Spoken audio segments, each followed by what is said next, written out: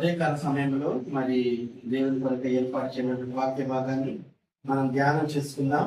మరి అవకాశం నాకు వినీత్ బాబు ఎప్పుడో ఇచ్చాడు, వాక్యం చెప్పాలి అని. ఈ అవకాశాన్ని నేనే చాలా దుర్వినియోగం చేసుకున్నాను. ఈ రోజు మాత్రం నేను ఫోన్ చేసి మీరు తప్పకుండా వాక్యం చెప్పాలనుకుంటే, నేను చిన్నప్పటి నుంచి ఇప్పుడు వినీత్ మీకైతే ఇప్పుడు పాస్టర్ గారికి తెలిసి ఉంటుందేమో, బహుశా మాకు చిన్నప్పటి నుంచి ఆ అబ్బాయి ఏదో తెలుసు, వాళ్ళ తల్లిదండ్రులు తెలుసు. ఒక్క వినీత్ ఒక్కడికే కాదు, మనకు కూడా కావాలి, నీకు నాకు మనకందరికీ కూడా అధికమైనటువంటి మేలులు కావాలని మనం కోరుకుంటూ ఉంటాం. ఎందుకు కోరుకుంటామంటే, దేవుని దగ్గరకు వస్తే మనకి ఏదో ఒక సహాయం దొరుకుతుంది, దేవునితో ప్రార్థన చేసుకుంటే మనకి ఏదో ఒక అవకాశం కలుగుతుందని మనము కోరుకుంటూ మనం అనుకుంటూ ఉంటాం. అందుకని కుటుంబంలో మునుపటి కంటే అధికమైనటువంటి మేలు. ఈ గృహంలో వారు చిన్నప్పుడు నివసించినటువంటి గృహం పాడైపోతా ఉంటే చూసి ఓర్చుకోలేక గృహాన్ని మరి శుభ్రపరచుకున్నాడు. మరి ఒక్కడే ఎటువంటి ఆస్కారం కూడా లేనే లేదు. 3వ వచనాన్ని మనం చూసుకున్నట్టయితే, అయ్యో నా ప్రజలు నా మాట వినిన ఎడల, ఇశ్రాయేలీయులు నా మార్గములను అనుసరించిన ఎడల ఎంత మేలు. నా ప్రజలు నా మాట వినిన ఎడల, వాక్యాన్ని బాగా గమనిస్తాం మనం. నా మాట వినిన ఎడల, వినని కాదు వినిన ఎడల. ఆయన మాటలు మనం ఏం చేయాలంటే వినాలి. ఎవరైతే ఆయన మాటలు వింటారో, ఎవరైతే ఆయన ఆజ్ఞకు లోబడతారో, వారికందరికీ కూడా మేలులు అనుగ్రహిస్తాడంట. మేలులు ఆయన అనుగ్రహిస్తాడని దేవుని యొక్క వాక్యంలో మనకు సెలవిస్తున్నది. దేవుడు అనంత కృప కలిగినటువంటి దేవుడు. మన దేవుడు అనంత కృప కలిగినటువంటి మన దేవుడు మన జీవితాలలో అద్భుతాలు చేయొచ్చు, ఆశ్చర్య కార్యాలు చేయవచ్చు. ఎన్ని చేస్తున్నప్పటికీ కూడా అప్పటికప్పటికే మనం చేసుకొని మరి మర్చిపోతూ ఉంటాం. ఏముంది ఆయన చేసింది, మనం కష్టపడితే కదా వచ్చింది అని మనము అనుకొనుచూ ఉంటాం. క్రీస్తునందు ప్రియమైనటువంటి దేవుని బిడ్డలారా, ఆయనతో మనతో మాట్లాడుచున్నటువంటి దేవుడు నీతో నాతో మనందరితో కూడా ఆయన మాట్లాడుతూ ఉంటాడు. ఎలా మాట్లాడతాడంటే, దేవుని యొక్క వాక్యం ద్వారా కావచ్చు, దేవుని యొక్క పాటల ద్వారా కావచ్చు, దేవుని యొక్క ప్రార్థన ద్వారా కావచ్చు. ప్రార్థన చేసుకునేటప్పుడు ప్రార్థనా శక్తిని మనం కోల్పోకుండా, ప్రార్థనా శక్తిని మనం విడిచిపోకుండా మరి మనం ఉండాలి. దేవా ఆదరణ నీవే ప్రభువా, నాదరణ నీవే ప్రభువా, అనుదినము నీ కృపయే చాలు, అనుక్షణము నీకే మా స్తుతులు, అనుదినము నీ కృపయే చాలు, అనుక్షణము నీకే మా స్తుతులు. ఆశీర్వదించు దేవా, ఆదరణ నీవే ప్రభువా, ఆదరణ నీవే ప్రభువా.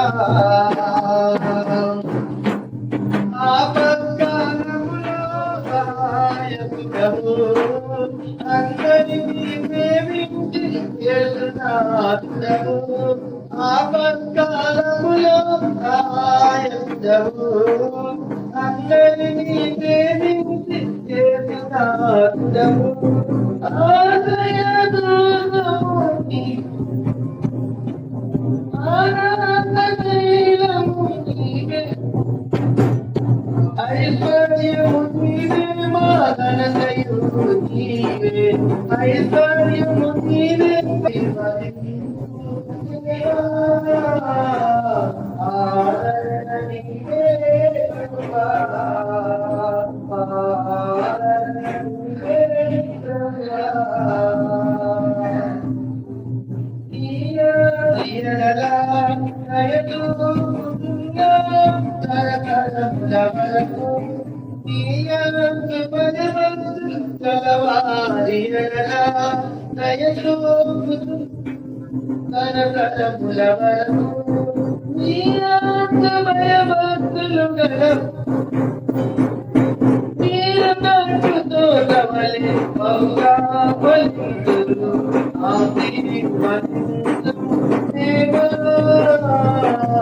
ఆదరణ నీవే ప్రభువా, ఆదరణ నీవే ప్రభువా.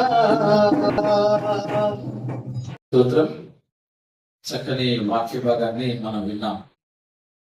యెహెజ్కేలు గ్రంథం 36వ అధ్యాయం 11వ వచనంలో మునుపటి కంటే అధికమైన మేలు మీకు కలుగు చేసేదను, అప్పుడు నేను యెహోవానై ఉన్నానని మీరు తెలుసుకుంటారు. ఈ వాక్య భాగాన్ని బట్టి దేవుడు మనకు మేలు ఇవ్వాలి అని అందరం కోరుకోవాలి. అందరికీ మేలు అవసరమా లేదా? చెప్పండి, అందరికీ మేలు అవసరమా లేదా? ఖచ్చితంగా అందరూ కూడా మేలు కాలం కోరుకుంటారు. మన ఉద్దేశంలో ఏముంటుందంటే, మనం ప్రతి సంవత్సరం కూడా మనం దీవించబడాలని కోరుకుంటాం. ప్రతి సేవకుల్లో, ప్రతి విశ్వాసంలో ఉంటుంది ఆ కోరిక. లోపల వాళ్ళకు కూడా ఉంటుందా లేదా? అందరికి ఉంటుంది. అయితే మరి ఎలా మనం జీవించాలి? మనకు పాస్టర్ గారు 3 అంశాలుగా చెప్పాడు. మనకు ఏం చెప్పాడు? మందిరానికి వచ్చు వారికి అనే మాట చెప్పాడు. మనకు మేలు కావాలని ఎక్కడికి పోవాలా? మందిరానికి రావాలి. మందిరానికి వచ్చి కూడా వాక్యాన్ని వినాలి, నిద్రపోవడం కాదు. ఏం చేయాలి? వాక్యాన్ని వినాలి. అదే సమయంలో దేవుని మాటను ఆలకించాలి. దేవుడు మనతో ఏ మాట మాట్లాడుతున్నాడు ఈరోజు? ఆలకించాలి. మూడోది చెప్పారు, యథార్థంగా ప్రవర్తించాలి. ఈ యథార్థంగా ప్రవర్తించిన విషయం గురించి ఒక మాట చెప్పారు మాస్టర్ గారు. చాలా మంది ఈ విధంగా ప్రవర్తిస్తే నచ్చరు అని. అందుకే నేను కూడా చాలా మందికి నచ్చను. నేను ఎవరైనప్పటికీ కూడా నేను యథార్థంగానే మాట్లాడతాను. అదే విధంగా యథార్థంగా కూడా ప్రేమిస్తాము. అందుకే ఇవన్నీ మనం పాటించినప్పుడు, ఇవి మాత్రమే కాదు, ఇంకా అనేకమైన ఉన్నాయి. ఈరోజు మనకు దేవుడు ఆ 3 అంశాలు ఇచ్చారు. కనుక ప్రేమైనటువంటి సేవకులారా, సంఘస్థులారా, మనం కూడా ఒక సంఘానికి అందరం కాపర్లుగా ఉన్నాం కాబట్టి మన విశ్వాసులు కూడా సంఘానికి సమయానికి వస్తున్నారు లేదా మనం గమనించాలి. వాళ్ళు దారి తప్పిపోతుంటే వాళ్ళని సక్రమైన మార్గంలో పెట్టాలి. మనం కూడా యథార్థంగా ప్రవర్తించాలి. వారిని కూడా అదే విధంగా ప్రవర్తించే విధంగా వాళ్ళకి నేర్పించాలి. మనం యథార్థంగా చేయకుండా వాళ్ళు ఎలా జీవిస్తారు? మన ప్రవర్తన, మన జీవిత విధానం ఎవరైతే బోధిస్తున్నారో వారి ప్రవర్తన సక్రమంగా ఉంటేనే విశ్వాసులు కూడా అదే విధంగా నేర్చుకుంటారు. మన ప్రవర్తన లేనప్పుడు, అయ్యా నువ్వు ఎలా చెప్తావు మాకు వాక్యం చెప్పేటువంటి నువ్వే సరిగ్గా లేవే అనేటువంటి వాళ్ళు ఉంటారా? విశ్వాసులు ఉంటారు. కాబట్టి చక్కని వాక్యాన్ని విన్నాము. ఇదే నేను ఎంతో కాలంగా అనుకుంటున్నాను. మరి వినయ్ పాస్టర్ గారి వాక్యం విందామని మొట్టమొదటి దేవుడు కూడా నాకు అవకాశం ఇచ్చాడు.